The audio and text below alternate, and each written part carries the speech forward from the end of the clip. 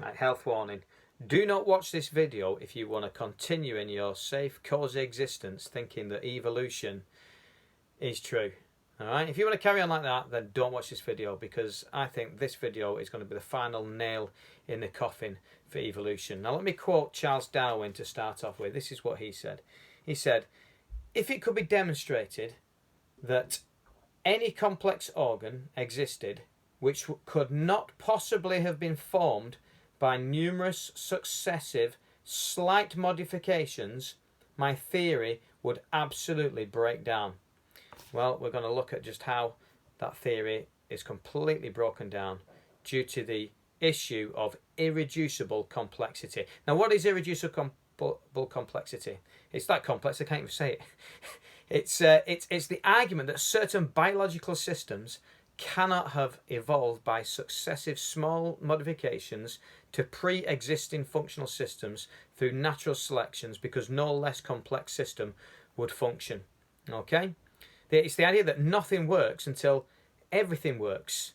All right? You see, many systems and features and processes of life are irreducibly complex.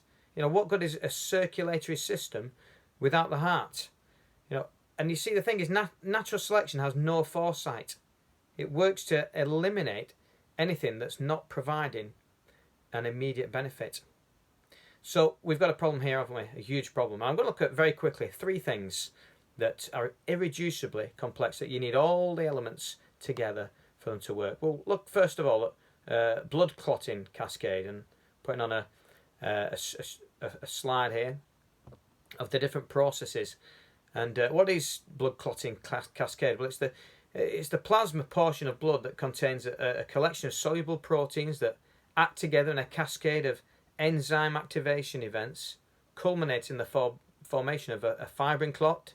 And hemostasis is the normal process by which the clotting cascade seals up a vascular damage, like a cut, to limit blood loss following injury. It turns that liquid effectively to a gel, but the process is incredibly complex. And you can watch CGI videos of this on YouTube.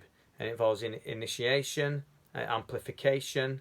You know, so we've got using the cellular thrombin, the platelet, activated platelet with a thrombin, and after amplification is propagation with the fibrinogen and the fibrin mesh, and it's very, very complicated. We need all these processes and abilities to do that in place to cause your blood to clot when you have a cut. And without this incredibly irreducibly complex system, then you will bleed to death. So that's the blood clotting cascade. Second thing I want to look at very briefly is cilium.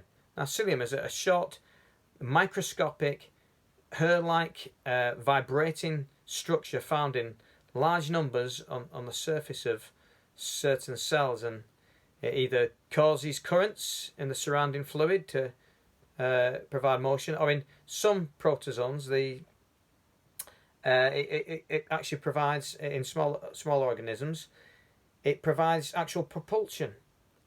And as you can see from the slide there, it looks very complicated, doesn't it? And my favourite one is this one, which is the bacterial flagellum.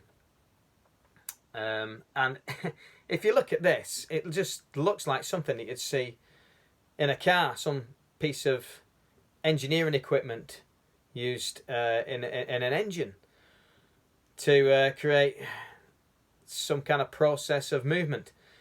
And that's exactly what it does, but it does it in the cell. All right? And it propels bacterial cells around with this propeller at the back. And it needs all these elements in it for it to work.